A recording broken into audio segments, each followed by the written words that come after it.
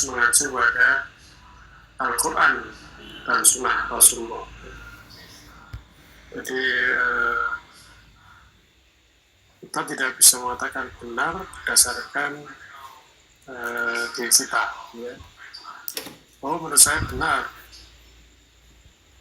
Mungkin menurut orang lain yang sama. Tapi kalau berdasarkan dari Allah, maka itulah kebenaran yang hakiki. Nah, kemudian di situ Allah tegaskan, "Faman syaa'a falyu'min, wa man syaa'a falyakfur." Barang siapa mau beriman, silakan beriman. Barang siapa mau ingkar, barang siapa yang mau kafir juga silakan.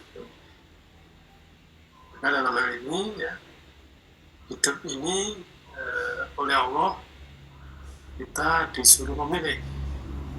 Allah tidak pernah katakanlah memaksa kita, ya, mengharuskan kita harus jadi orang beriman atau juga harus jadi orang kafir. Ini adalah beriman ataukah jadi kafir. Memilih beriman ataukah memilih kafir itu adalah tergantung kita. Kita diberi kebebasan di situ. Bahkan kita dalam beragama pun juga Allah tidak pernah memaksa kita bahwa kita harus beragama Islam. Gitu ya. Kalau kita kita lihat dalam surat Al-Baqarah itu kan la ikraha fiddin. Maksud kita dalam memilih agama Islam itu Allah tidak pernah memaksa kita. Gitu. Ya, cuma Allah memberikan konsekuensi dengan pilihan kita ini. Masing-masing pilihan tentunya ada konsekuensinya. Faman syaa'a falyu'min, kalau siapa beriman, ya tentunya kalau orang beriman endingnya adalah surga. Tapi kalau yang kafir, maka inna a'tadna lidzalimina naro akhatabim sudufan. Orang yang kafir, orang yang ingkar dengan Allah, menafikan Allah, maka nanti oleh Allah sediakan siksa yang seperti itu. Karena itu, ikhwan fillah rahimahullah, maka dalam hidup ini akhirnya ya apapun kita itu sebenarnya ada memilih. Pekerjaan juga memilih, jodoh kita harus memilih, ya. Sekolah pun juga harus memilih. Apalagi, hampir semuanya adalah memilih.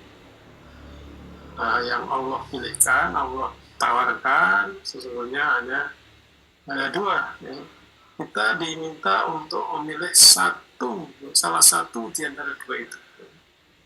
Apakah mau beriman ataukah mau kafir. Nah, maka ini kita masing-masing, ya, dalam beragama ini sekali lagi perlu kita sadari bahwa apa yang kita lakukan itulah benar. Nah, orang yang dalam hidupnya tidak memilih,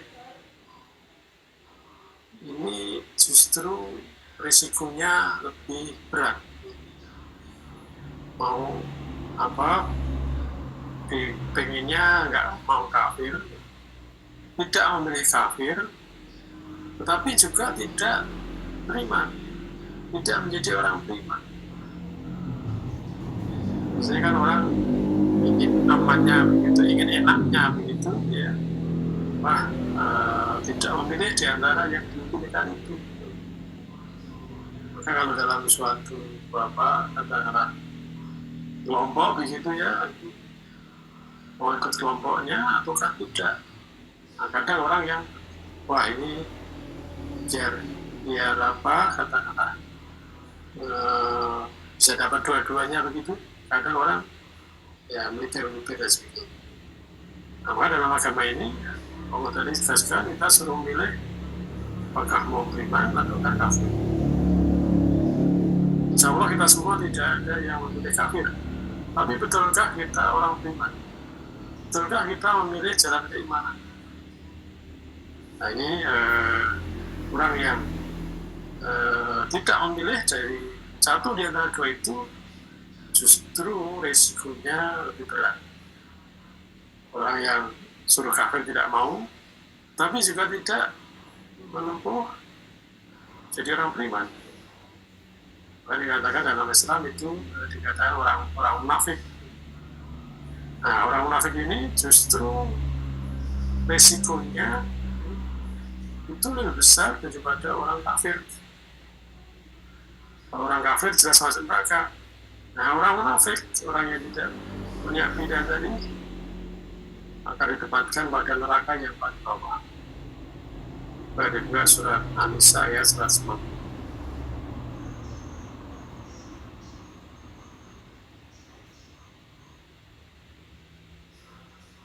Quran surat An-Nisa surat keempat ayat 140 145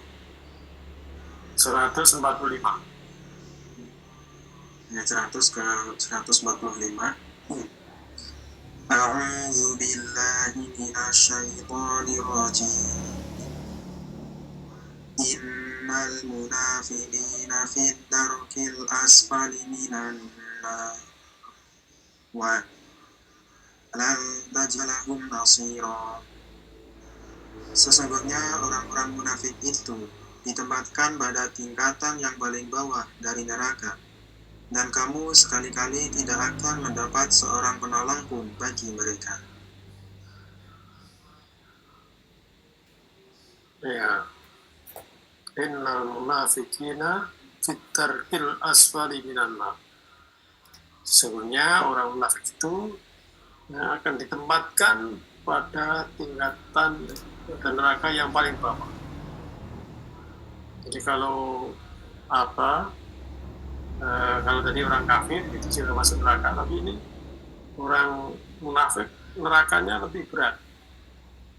Jawanya itu intipin rokok. Kalau kita ingat bahwa siksa neraka yang paling ringan itu kan, jadi kalau diinjak dengan kaki maka kepalanya itu mendidih. Itu adalah bara api yang paling ringan. Nah, ini orang munafik ini ditempatkan pada neraka yang paling bawah. Ibaratkan kalau mahma gitu. Di gunung api itu kan ada mahma. Ini mungkin orang kafir itu kan mungkin di atas mahma. Tapi ini orang munafik di mahmanya itu. Ini kan siksanya lebih berat. Maka ini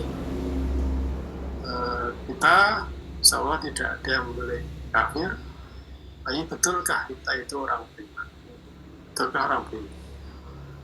Nah, maka dalam hal ini, dalam hidup ini, khususnya pada era sekarang itu, sebetulnya juga kita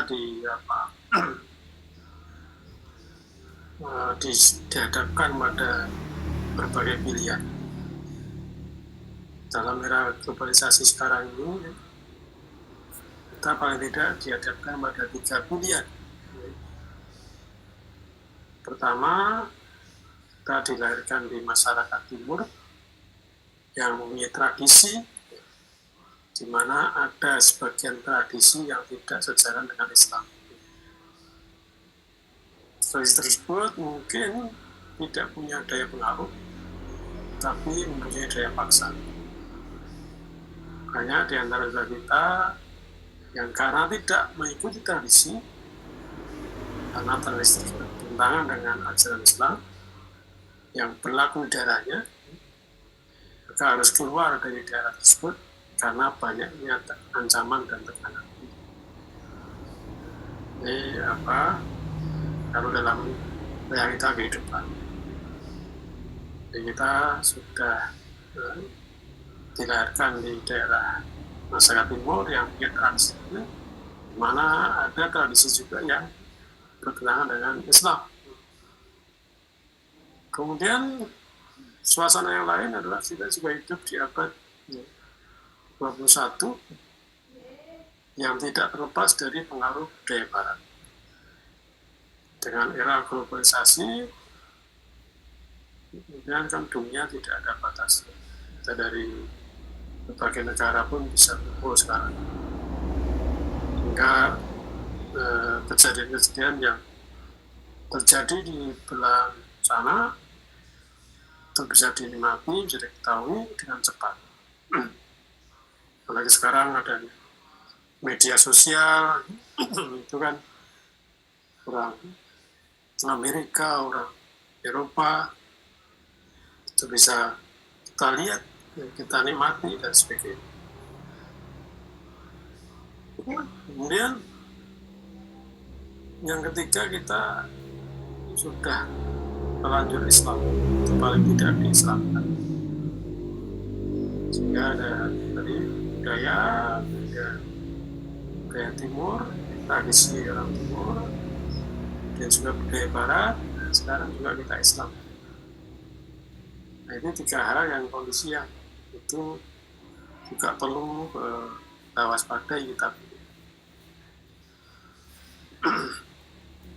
maka dalam memilih itu harus didasari dengan pengetahuan, harus disertai dengan pertimbangan yang matang.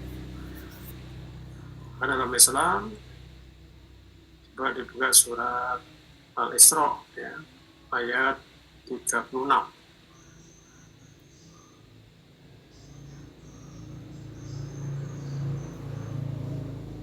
Quran surat Al-Isra, surat yang ke-17 ayat ke-36.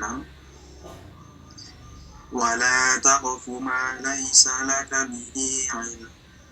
Inna sam'a wal basara wal fu'ada kullu ulaika kana anhu mas'ula.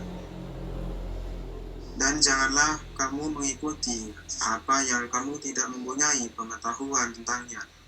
Sesungguhnya pendengaran, penglihatan, dan hati, semuanya itu akan diminta pertanggungjawabannya. Ya, a'udzubillahi minasyaitonir rajim.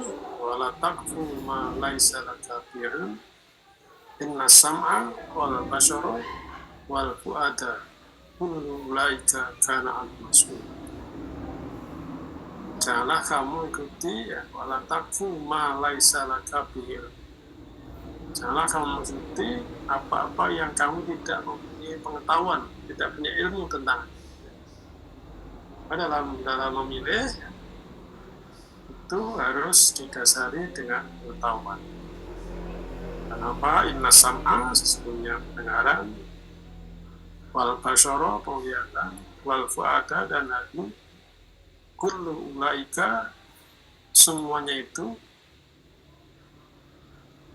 mas'ula, akan dimintai tanggung jawab. Ya, apa-apa yang kita lakukan itu semuanya harus didasari dengan ilmu. Dalam memilih itu harus didasari dengan ilmu.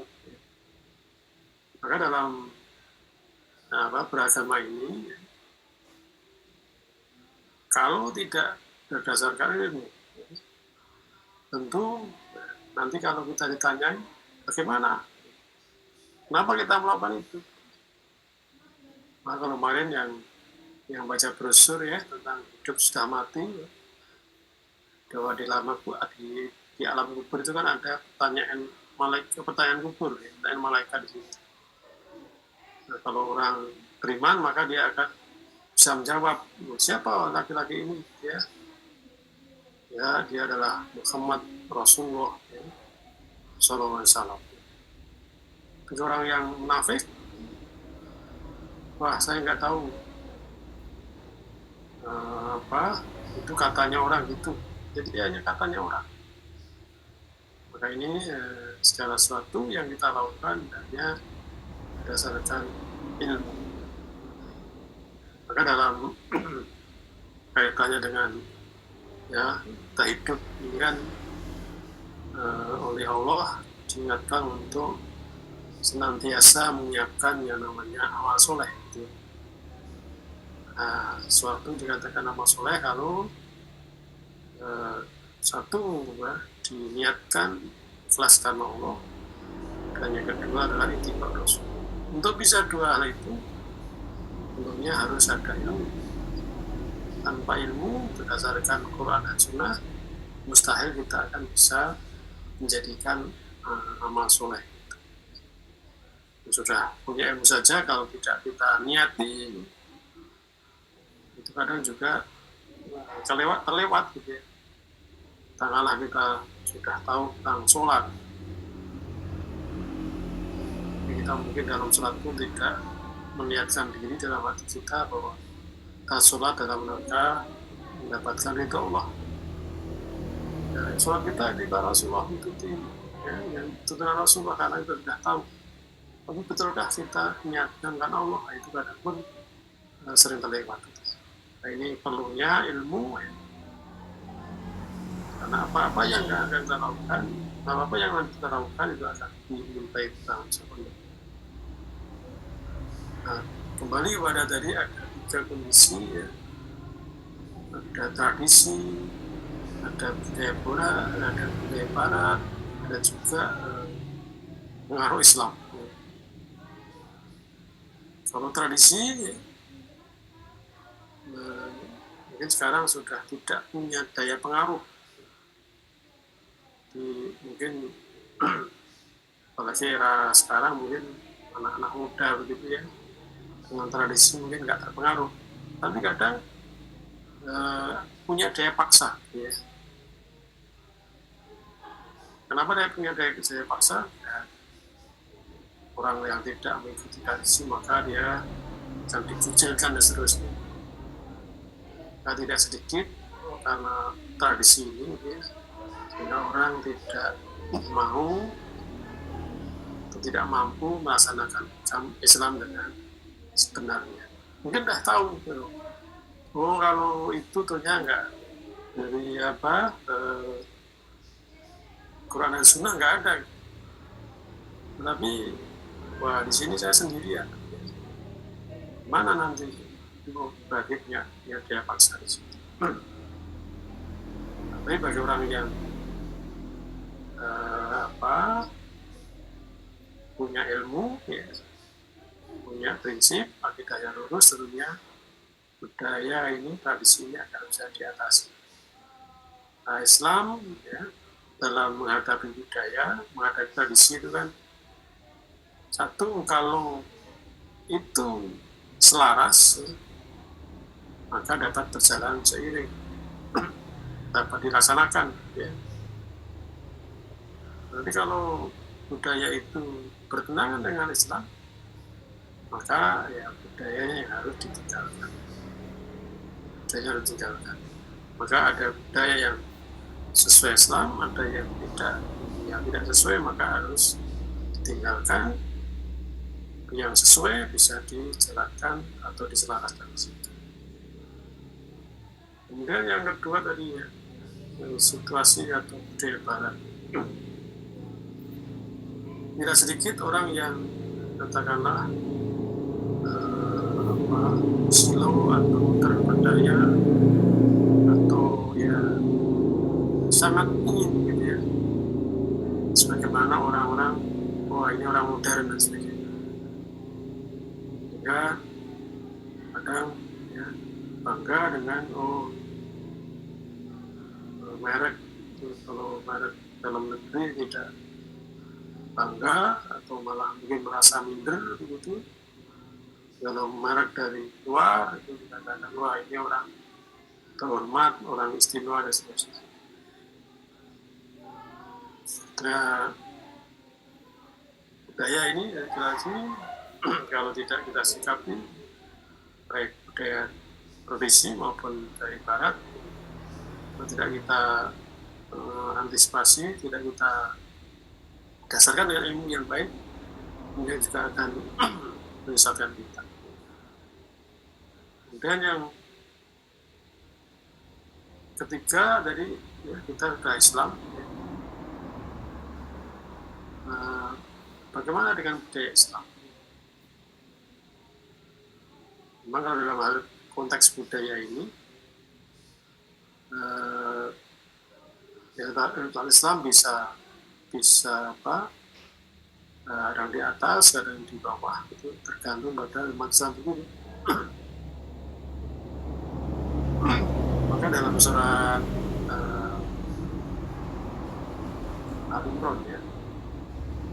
Al-Imran ayat 140.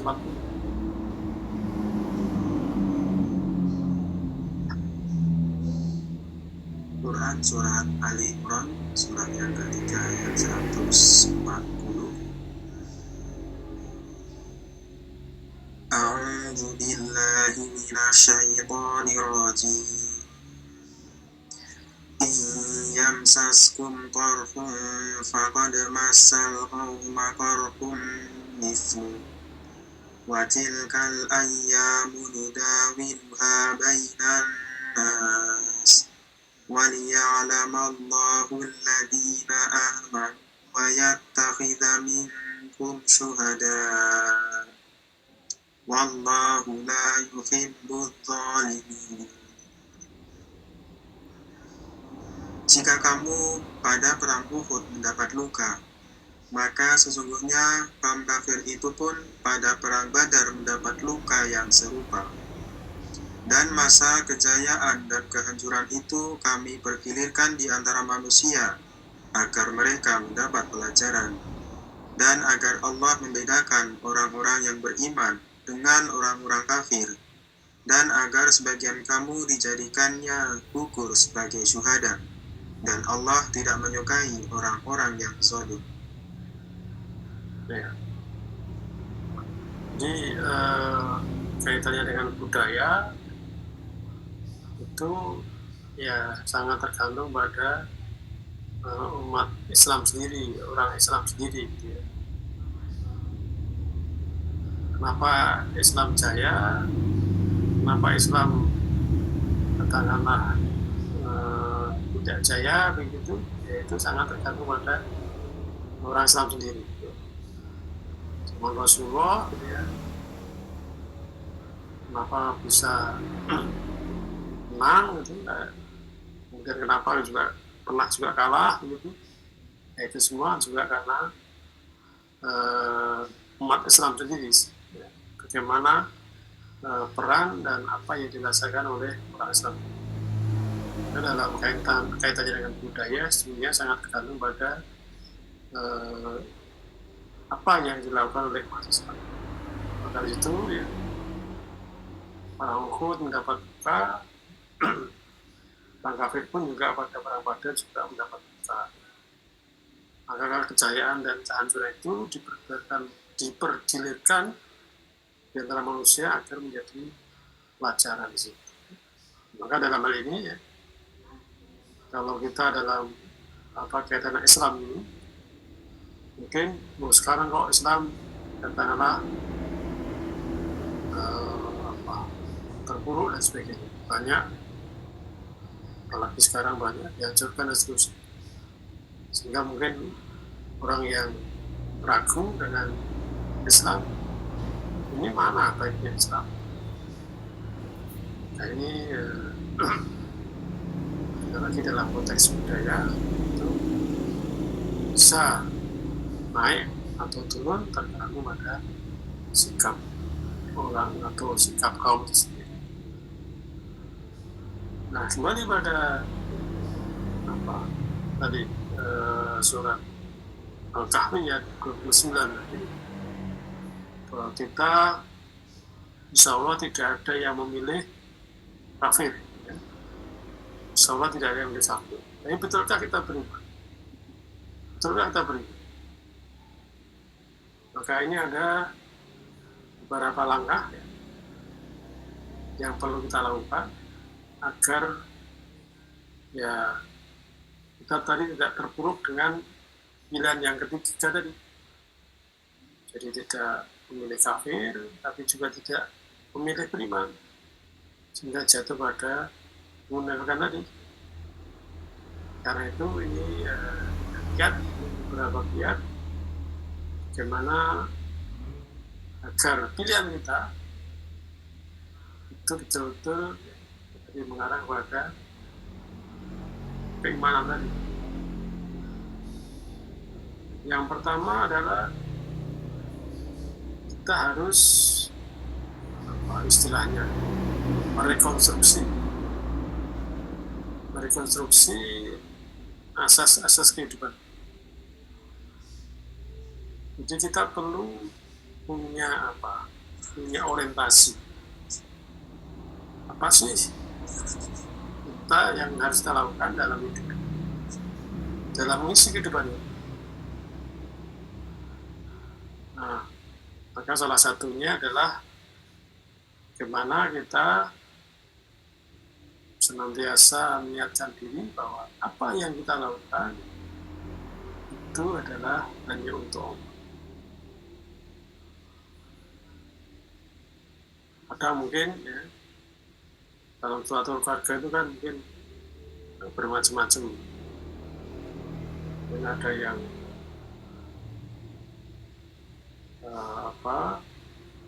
barat-baratan, keislaman, dan juga mungkin yang bingung dalam kehidupan sehari-hari maupun dalam penampilan dan sebagainya. Maka itu perlunya kita selalu meluruskan dalam hidup ini bahwa apa yang kita lakukan hanya semata-mata untuk Allah. Melakukan rekonstruksi asas kehidupan, yaitu bahwa hidup ini adalah hanya untuk Allah. Coba dibuka surat Al-An'am ayat 160.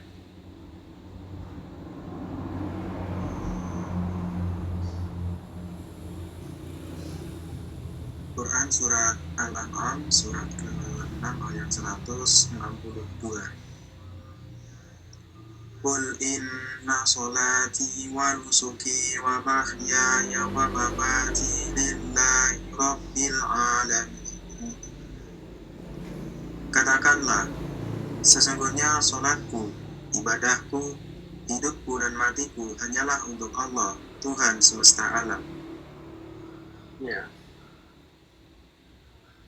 Agar iman dalam diri kita tumbuh dengan baik, Islam dalam diri kita tadi betul-betul Islam dan menuju iman tadi, maka salah satunya adalah bagaimana kita senantiasa mengingatkan diri ya, bahwa apa yang kita lakukan adalah hanya untuk Allah. Inna sholati wa nusuki wa mahyaya wa mamati lillahi, bahwa apa yang kita lakukan, inna sholati segala sholatku, wa nusuki dan ibadah sembilanku, wa mahyaya dan hidupku, wa mati lirabbil alamin, dan matiku hanya untuk Allah. Nah, kalau kita dalam kehidupan selalu ya, kita tujukan, kita niatkan hanya untuk Allah, maka insya Allah itu akan selalu menumbuhkan keimanan kita, memperkuat keimanan kita, dan itulah yang menjadi salah satu syarat agar apa yang kita lakukan itu jadi amal soleh kita. Tadi ya, inna sholati, kenapa sholat? Kita sudah terbiasa sholat. Saya yakin kita semua sudah biasa sholat. Tapi betulkah sholat kita itu adalah untuk Allah? Ataukah sholat kita ya, kadang hanya rutinitas? Atau bahkan mungkin karena keterpaksaan. Nah ini maka perlu kita luruskan, selalu kita luruskan.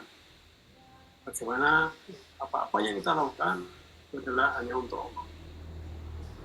Itu jadi sekali lagi tadi salah satu syarat bahwa agar apa yang kita lakukan jadi amal soleh kita. Nah ini yang mungkin jarang atau tidak kita biasakan. Kenapa? Ya, mungkin karena kita tadi kurang perhatian. Pertama juga mungkin karena ilmu, ya, atau tidak tahu atau lupa dan sebagainya.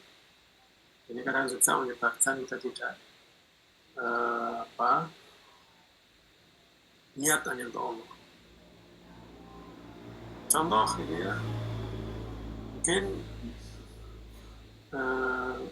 saudara semua itu kan sudah biasa surat duha.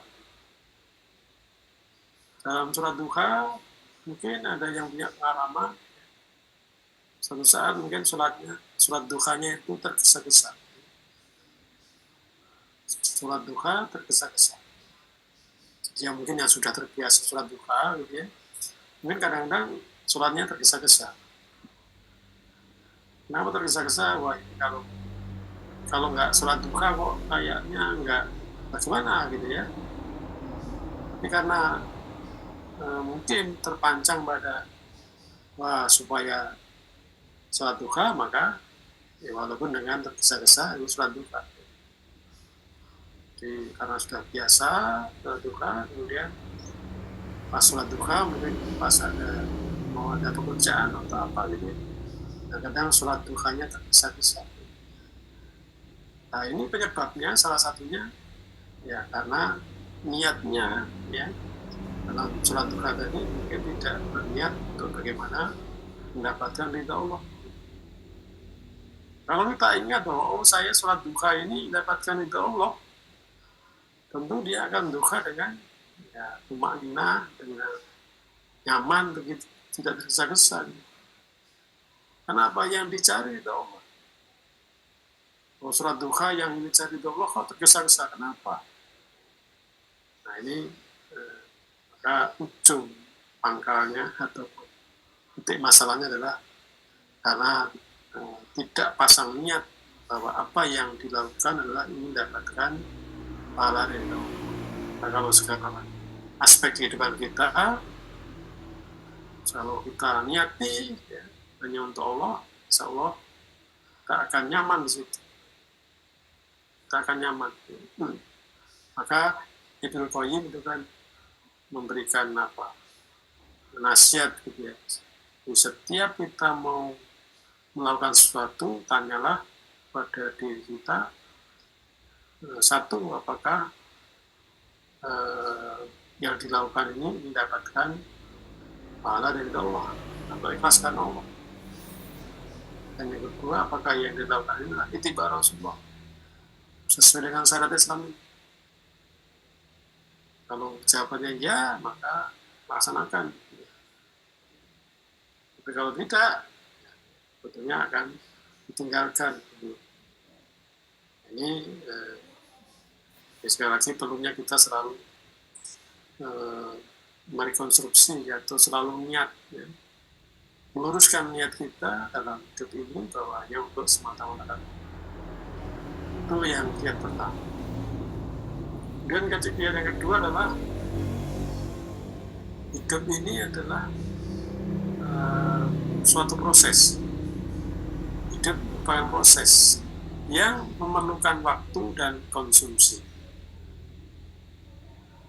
Jadi hidup ini kan ya kalau kita dulu dari ya lahir, kemudian anak-anak, dewasa, nikah dan seterusnya. Itu adalah proses.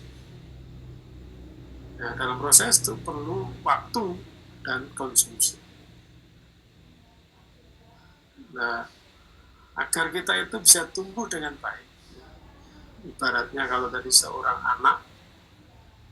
anak itu biar bisa tumbuh dengan baik, maka dia perlu mengkonsumsi ya, yang baik. Ya.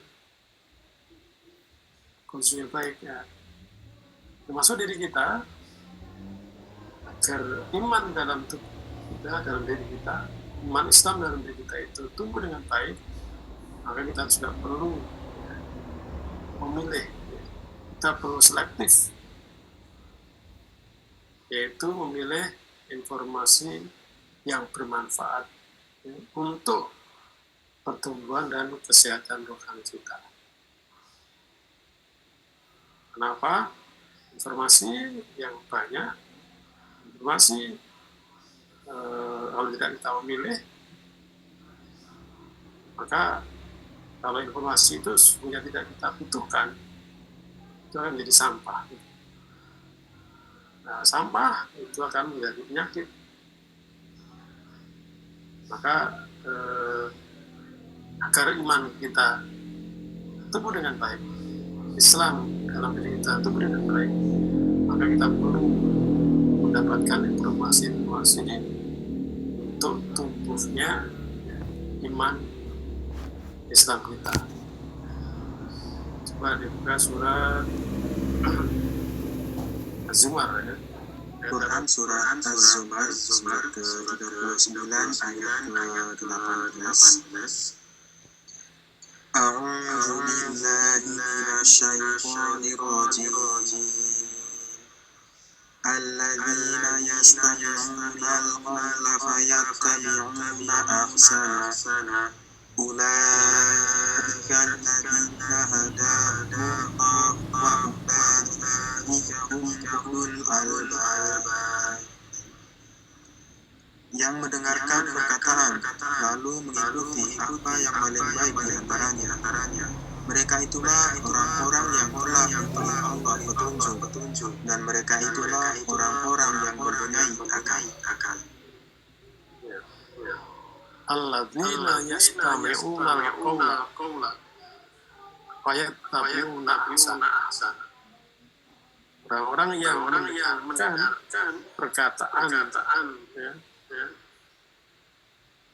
kemudian mengikutinya dengan baik. Perkataan di sini ya tentunya tadi bersumber dari Al-Quran dan Sunnah. Nah, orang yang dengarkan informasi yang baik dalam hal ini Al-Quran dan Sunnah, mereka itulah orang yang diberi Allah petunjuk. Dan itu mereka itulah orang yang punya akal. Maka dalam hal ini ya, agar ilmu itu agar iman dalam diri kita itu tumbuh dengan baik, terbenar dengan baik. Dulunya kita memilih informasi yang baik, informasi yang meningkatkan iman kita. Karena kalau yang kita konsumsi adalah informasi yang tidak penting, itu kan akan jadi sampah. Maka dalam kita kan dalam kehidupan sehari-hari ini kan selalu dari penglihatan kita, itu kan selalu menerima informasi. Kita membaca, kita mendengarkan. Nah, apa yang kita baca, apa yang kita dengarkan, itu kan kalau itu tidak bermanfaat bagi kita, maka dia akan jadi sampah. Baratnya kalau kita makan, tapi makanan itu tidak bermanfaat untuk kita, maka akan jadi sampah. Maka kalau kita makan makanan yang bergizi supaya ya bermanfaat. Tapi kalau makanan itu tidak bergizi, tidak bermanfaat, tapi kita konsumsi, maka jadi sampah, jadi penyakit. Yang informasi kita baca, kalau itu tidak berguna tuh itu akan jadi penyakit. Maka ini perlunya kita memilih informasi yang baik. Dalam hal ini kita itu kan zaman sekarang punya HP. Dengan HP itu apakah kita memilih menggunakan untuk mendapatkan informasi yang baik ataukah tidak? Contoh mudahnya adalah mungkin yang sering atau biasa membuka Facebook gitu ya. Kalau kita buka Facebook, kira-kira yang kita cari apa? Kalau tidak kita cari, kita tuju dengan tujuan yang jelas. Sana banyak menjadi sumber penyakit, akan menjadi sumber maksiat. Maka ini perlunya kita informasi yang bermanfaat untuk iman dan Islam kita. Jadi yang kedua adalah karena hidup adalah proses yang perlu waktu dan konsumsi, maka kita perlu mengkonsumsi informasi yang baik yang meningkatkan iman Islam kita. Kemudian Yang ketiga adalah kalau sudah kita tahu ini yang baik, ini yang Islami, oh yang itu adalah baik, itu adalah jahili, begitu. Maka kita tingkatkan informasi yang Islami, informasi yang meningkatkan iman kita.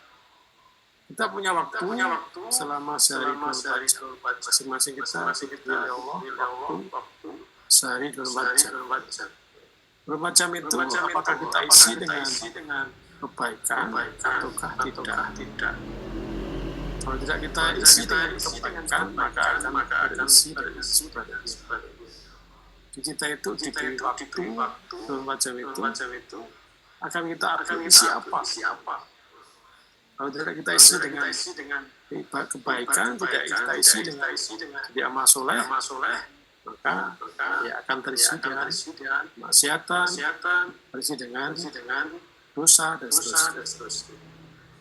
Maka ini perlunya dari yang kita harus memulai. Sekarang kalau kita sudah tahu ini baik, ini yang tidak baik, maka yang baik itu apa yang kita upayakan untuk digunakan, dilaksanakan banyak sehingga kita isi dalam ibadah dengan baik. Karena itu perlunya selalu mendapatkan peringatan dari Quran dan Sunnah begitu. Sebagaimana dalam surat Al-Zariyat ayat 65.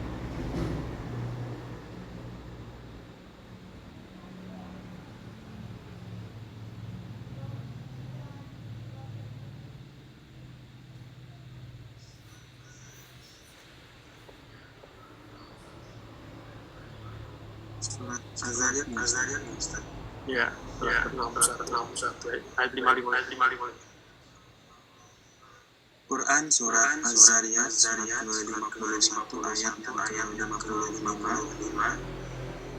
Wa dzakir fa inna dzikra tanfa'ul mu'minin. Dan tetaplah memberi peringatan, karena sesungguhnya peringatan itu bermanfaat bagi orang-orang yang beriman. Ya, wa dzakir fa inna dzikra tanfa'ul. Berilah peringatan, sesungguhnya peringatan itu bermanfaat bagi orang beriman. Dalam hal ini ya, kita kalau kita ingin jadi orang beriman, supaya iman dalam diri kita tumbuh dengan baik, maka perlunya kita senantiasa membaca, mendengarkan peringatan dari Allah dan Rasul. Maka tadi kalau sudah tahu, ya, oh ini baik, tidak baik, maka yang baik pula yang kita selalu upayakan. Bagaimana waktu kita diisi dengan kebaikan, diisi dengan amal soleh. Insya Allah kita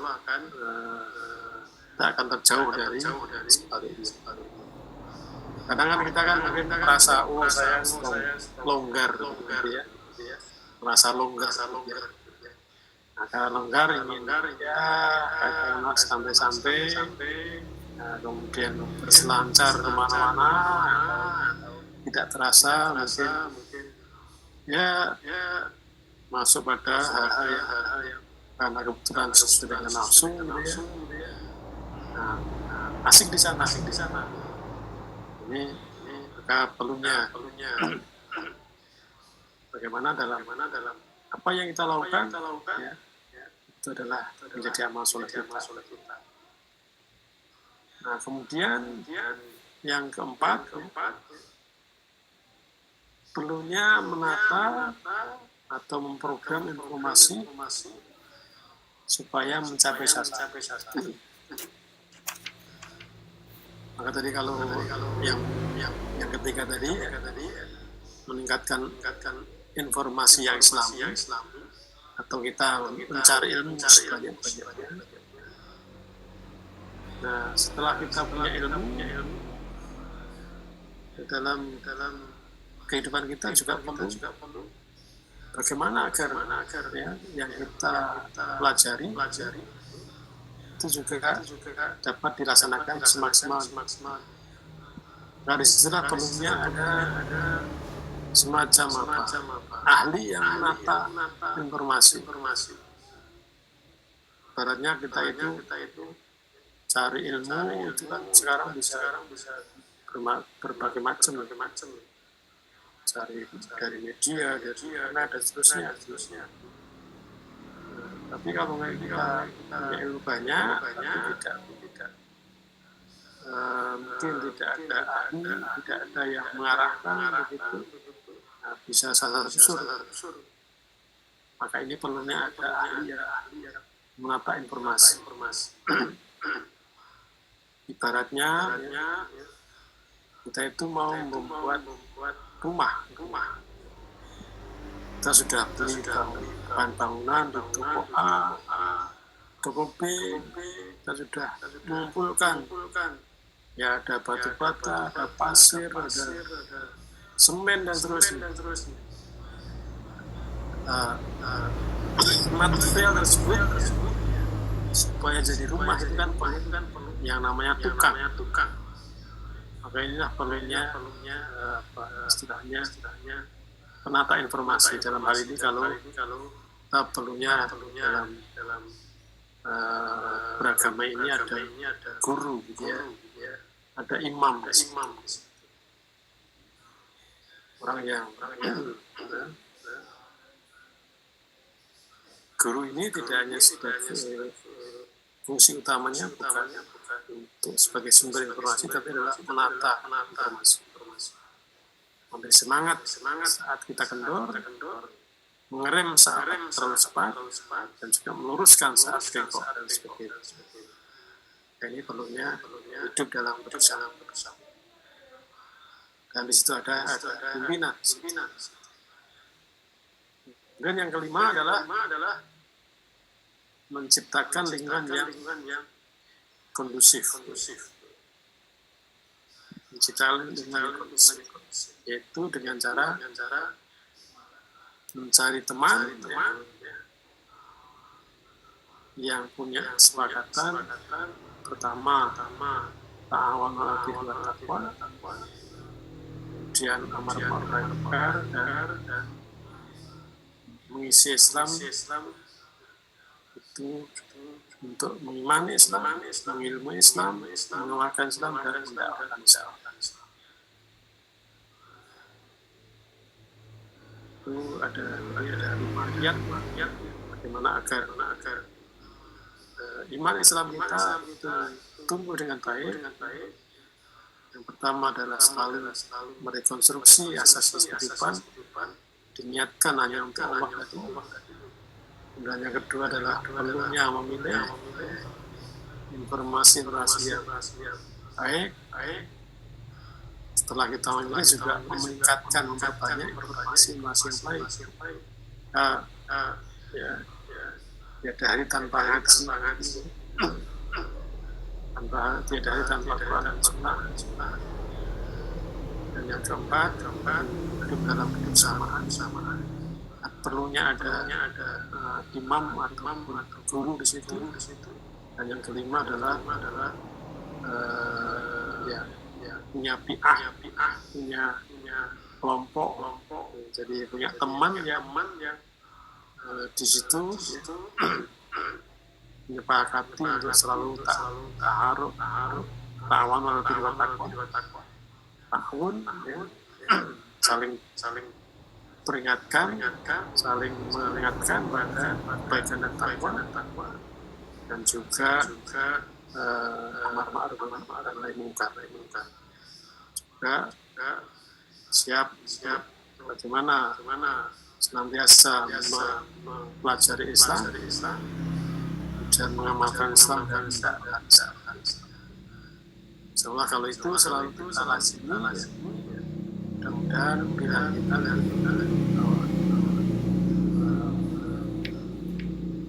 tidak memiliki kafir, bagaimana kita harus mewujudkan betul bahwa kita harus jadi hakun mukmin.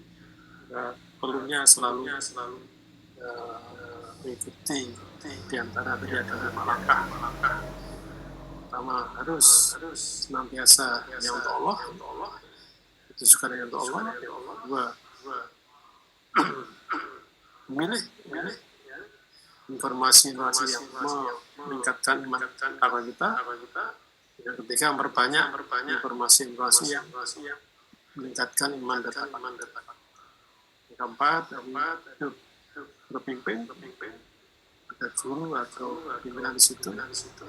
Yang kelima, hidup dalam kebersamaan, mana situ ada teman yang bersepakat untuk saling mengingatkan dalam kebaikan dan takwa, dan juga amar ma'ruf munkar, dan juga mempelajari Islam, mengamalkan Islam, dan juga mendakwahkan Islam. Itulah sahabat sekalian, kembali kepada hari ini, hidup harus memilih. Kalau tidak memilih, maka akan terjatuh pada pilihan dan pilihan. Mudah-mudahan kemudian kita sudah sadar betul bahwa kita memilih iman, maka harus kita upayakan mana iman itu selalu ada dalam wala tamutunna illa wa antum. Ya, demikian sahabat sekalian, bermanfaat untuk kita semua. Waktu saya kembali. Ya, alhamdulillah, terima kasih Ustaz Amir Husni. Sebelum ke pertanyaan tertulis, barangkali ada yang mau bertanya secara langsung, dipersilakan, bisa diaktifkan mikrofonnya. Monggo, masih ada beberapa waktu.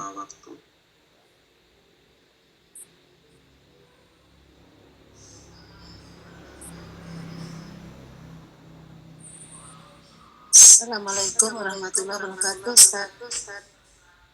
Waalaikumsalam. Semoga Ustaz tetap sehat selalu dan umurnya panjang dalam keberkahan. Amin. Saya Zulfa dari Pontianak, Ustaz. Mau bertanya begini, Ustaz. Dari Pontianak, Ustaz. Oh, Pontianak. Iya. Yang mau saya tanyakan begini, Ustaz.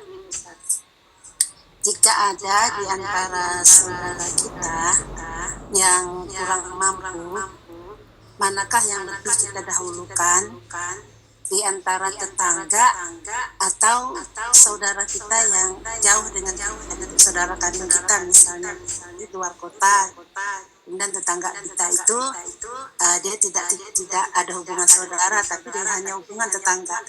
Nah, dua-duanya ini mengalami kesulitan, sedangkan kita hidupnya pas-pasan hanya bisa membantu satu orang. Manakah yang lebih kita dahulukan untuk kita bantu, Ustaz? Mohon solusinya. Terima kasih. Assalamualaikum warahmatullahi wabarakatuh. Waalaikumsalam. Ini ada tetangga yang butuh, membutuhkan, tapi saudara di jauh sana juga membutuhkan. Ini kan kalau dalam hadis kan tidaklah orang beriman kalau mengetahui tetangganya itu lapar padahal dia kenyang. Dia membiarkan tetangganya itu kelaparan. Yang di sini jadi kan harus memilih tangga ataukah saudara jauh, saudara tapi tempat jauh. Yang jelas selalu kita temui kan tangga. Itu kan hampir tiap hari kita di situ. Kalau saudara kita di tempat jauh, yang mudah-mudahan ada tetangga yang seperti Mbak Zulfa tadi. Ini kalau harus memilih ya didahulukan yang dekat di situ. yang dekat di situ. Dengan asumsi tadi kalau masing-masing orang yang memperhatikan tangganya begitu, ya insya Allah akan teratas. Jadi kalau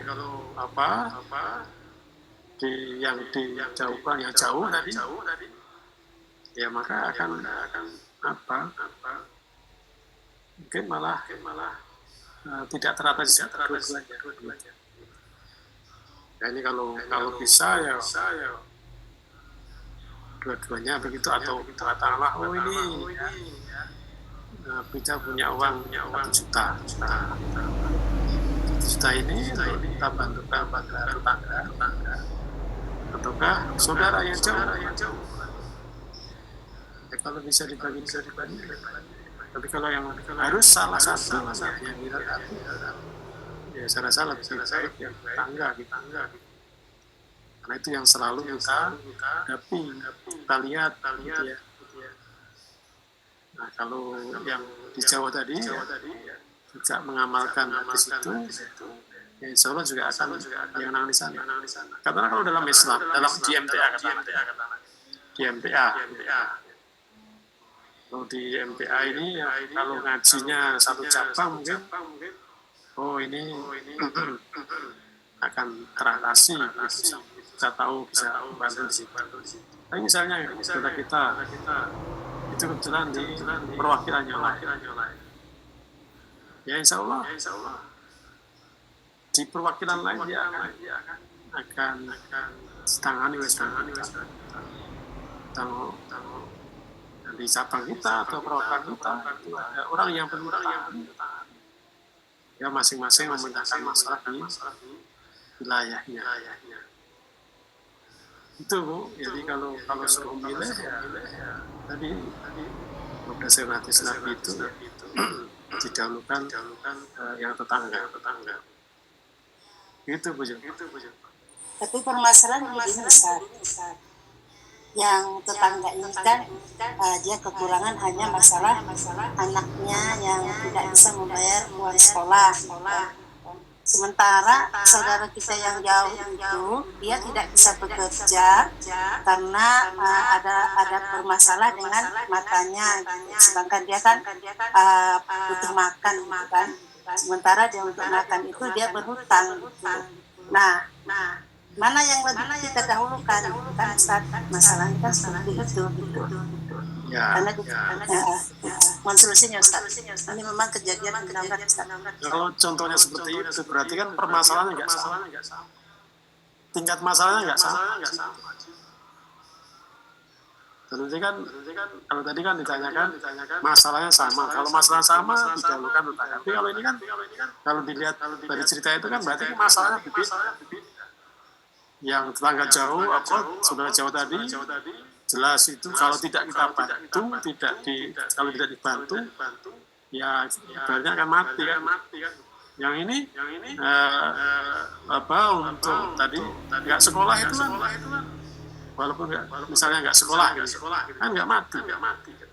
Sehingga di sini kalau dilihat dari kepentingannya, tadi kan yang jauh tadi kan itu penting, sangat vital di situ. Sehingga di sini kan tadi maka kalau dicontohkan sama permasalahannya itu bisa dari jalur tetangga. Tapi kalau ini kan tingkat permasalahan berbeda, urgenitasnya berbeda. Yang satu menyangkut hidup mati, yang kedua tadi ya katakanlah itu kebetulan sekunder kan. Tanpa ini kalau nggak kita bantu dia mati. Sedang ini kalau nggak kita bantu ya risikonya nggak sekolah. Jadi itu kalau contohnya begitu ya makanya bisa lakukan adalah pokok tadi. Itu. Terima kasih Ustaz. Iya, sampai sini.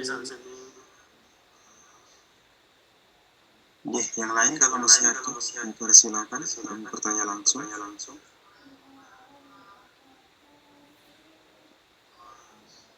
Assalamualaikum warahmatullahi wabarakatuh. Waalaikumsalam. Izin tanya, Ustaz, saya Buya Saroh dari Melawi, Kalimantan Barat. Oh, Kalimantan Barat. Ya, Pontianak juga Kalimantan Barat. ya, biasanya di Pontianak untuk pindah tugas di Melawi.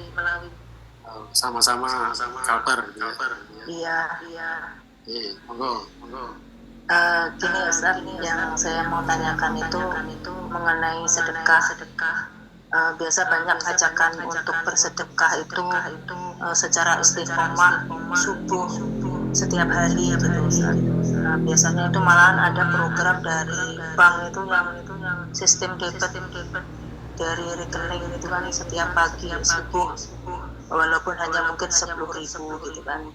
Yang saya mau tanyakan itu kalau misalnya seperti itu kan misalnya 10.000, kalau 1 bulan kan berarti sekitar 300.000.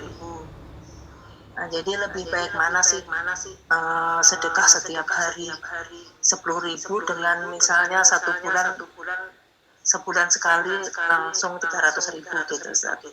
Itu yang saya mau tanyakan. Itu aja sih. Ya.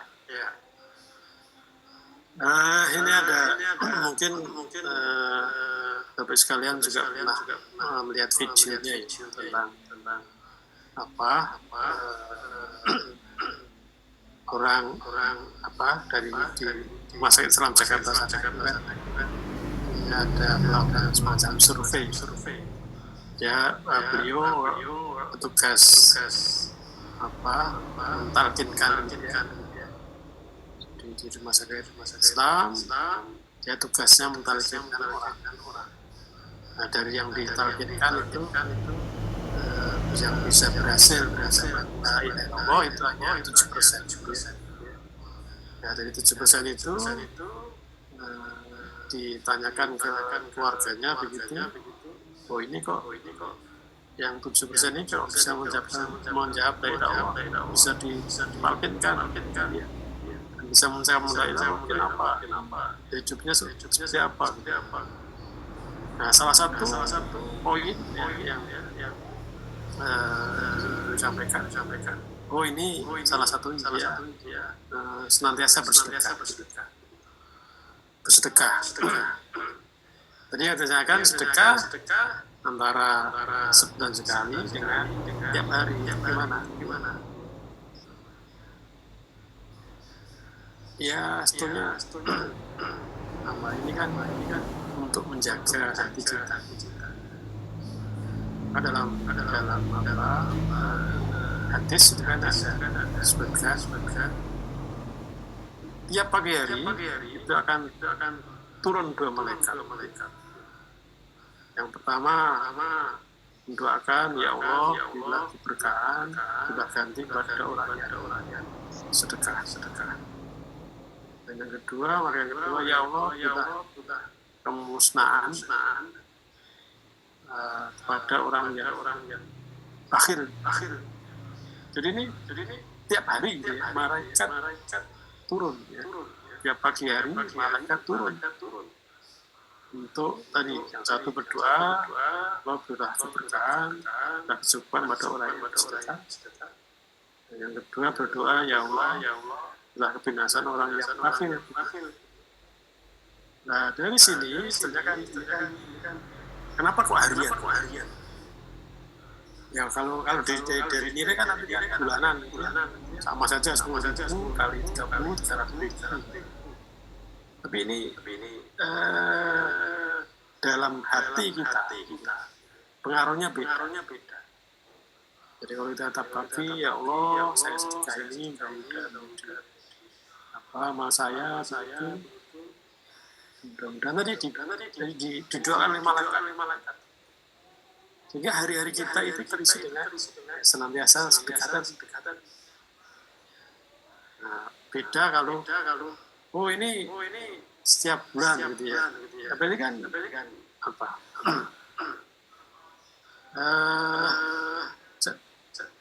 Hati kita, terpaut kita dengan Allah kaitan dengan sedekah ini kan beda nggak antara orang tiap hari dengan ini sebulan sekali.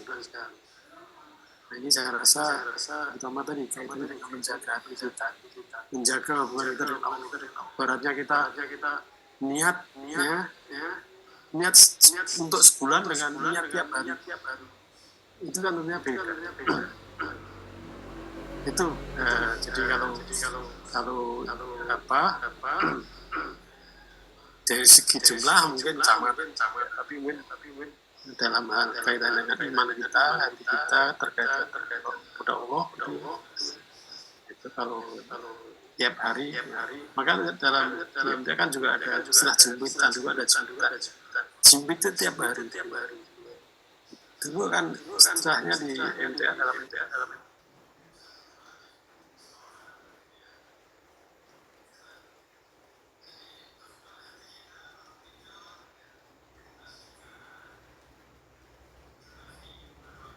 Fakum juga jembitan dikumpulkan, nah kemudian nanti setelah 1 bulan distorkan gitu ya. Itu kan jadi bagaimana hati kita bangun tidur kita sedekah, itu lagi mulai bangun tidur sedekah. Bedanya tadi kalau kita sedekah kan tidak tiap hari, kan bangun tidur tidak ada niat sedekah. Maka ada satu radio yang jargonnya, sudahkah hari ini, sudahkah Anda sedekah hari ini? Itu dari sisi kalau fadilah atau kebaikan utamanya ini di situ. Kalau antara sebulan sekali dengan tiap hari seperti apa? Itu ya kalau melihat hadis tadi.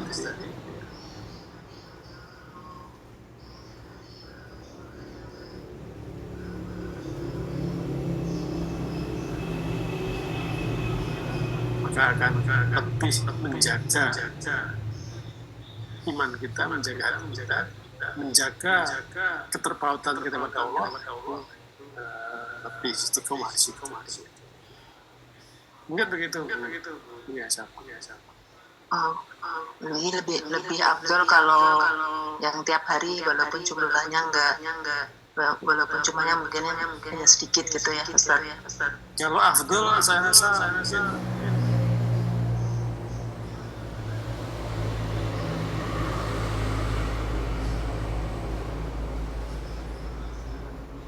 bukan masalah afdol tidak ya.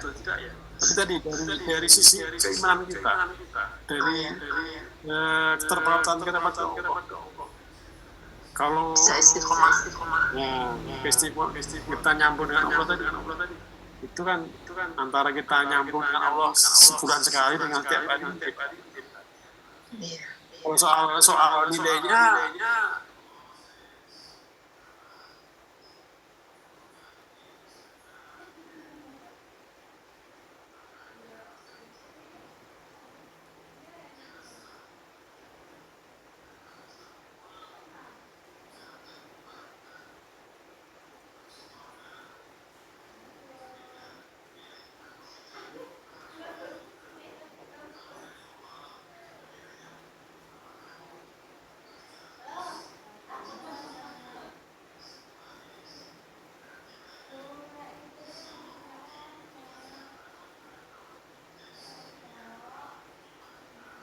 ya sama-sama 300 gitu ya. Tapi kita nggak tahu nanti ya bisa nabung 3 sampai 300 tidak, nggak tahu sih.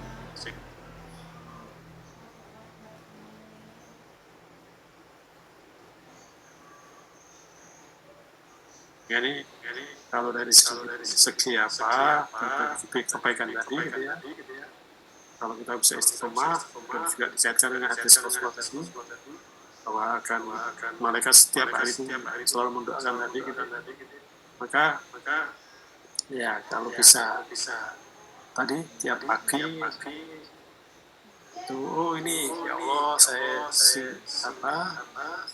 kumpulkan ini sedekah gitu ya, dalam rangka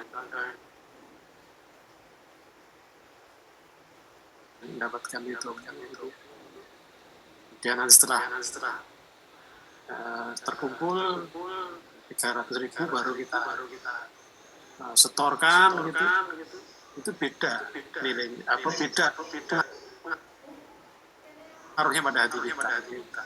Kalau nilainya wallah alam, nilainya apakah mau yang 300 sebulan sekali dengan 10 hari tiap hari tadi, insya Allah mau dilipat dengan berapa kita nggak tahu, tapi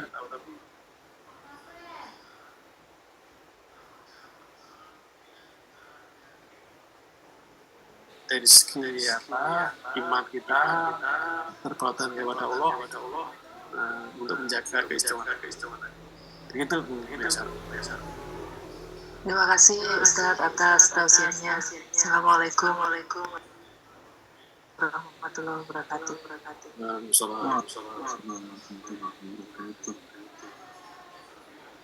Karena waktu sudah waktu Korea Ustaz, mungkin untuk kajian malam hari ini dicukupkan. Untuk pertanyaan yang mau bertanya langsung nanti bisa di pertemuan selanjutnya insya Allah. Kemudian laporan terakhir yang menyimak dari YouTube ada 23 Ustaz, kemudian yang menyimak dari Facebook ada sekitar 24, dan terakhir yang tergabung dalam Zoom meeting ada 28 Ustaz. Ya, alhamdulillah.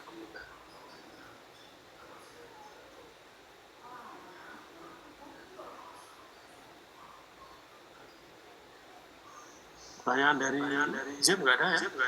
Dari Zoom tidak ada, tapi ada dari Facebook. Insya Allah akan disampaikan di pertemuan selanjutnya Ustaz. Nah, waktunya juga sudah cukup malam. Ya, baik, sahabat sekalian, Bapak Ibu, saudara sekalian, Al-Bidin Rahmatullah, mari kita menguatkan diri kita pegang betul pilihan kita gitu ya, bagaimana mengupayakan agar dalam hidup kita selalu dalam keimanan dan ketakwaan gitu. Karena kalau tidak kita upayakan, jangan kita tidak memilih kafir, tapi kalau tidak kita upayakan menjadi akun mukmin, nah ini berbahaya. Nah ini jangan sampai ya, kita tidak memilih kafir tapi juga tidak beriman, malah justru. Nah, perlunya selalu ya dalam kehidupan bagaimana meniatkan diri kepada Allah. Setiap kita melangkah, oh ini ya Allah saya melakukan ini untuk mendapatkan hidupnya, untuk mendapatkan pahala itu. Kenapa yang saya lakukan sesuai dengan syariatmu, tidak melangkah ke situ, tiba Rasulullah di situ. Mudah-mudahan dengan seperti itu kehidupan kita selalu dalam lindungan Allah, sehingga kita selalu mengkonversi waktu-waktu kita menjadi amal soleh kita. Demikian kurang lebihnya. Assalamualaikum warahmatullahi wabarakatuh. Waalaikumsalam warahmatullahi wabarakatuh. Terima kasih Ustaz Amir Husni untuk tausiah pada malam hari ini. Semoga Ustaz dan keluarga selalu dalam lindungan Allah Subhanahu wa Ta'ala dan diberi keberkahan. Terima kasih untuk partisipan yang bergabung dengan kajian Komunitas Korea yang selalu diadakan setiap Ahad malam jam 9:30 waktu Korea Selatan atau 7:30 waktu Indonesia bagian Barat. Untuk pertanyaan yang belum kami sampaikan, mohon maaf karena waktu tidak mencukupi. Insya Allah akan kami sampaikan di pertemuan selanjutnya kalau masih ada waktu. Dari kami, banyak kurangnya kami mohon maaf. Untuk kajian pada malam hari ini akan kami akhiri. Wabillahi taufiq wal hidayah. Wassalamualaikum warahmatullahi wabarakatuh. Waalaikumsalam. Waalaikumsalam warahmatullahi wabarakatuh.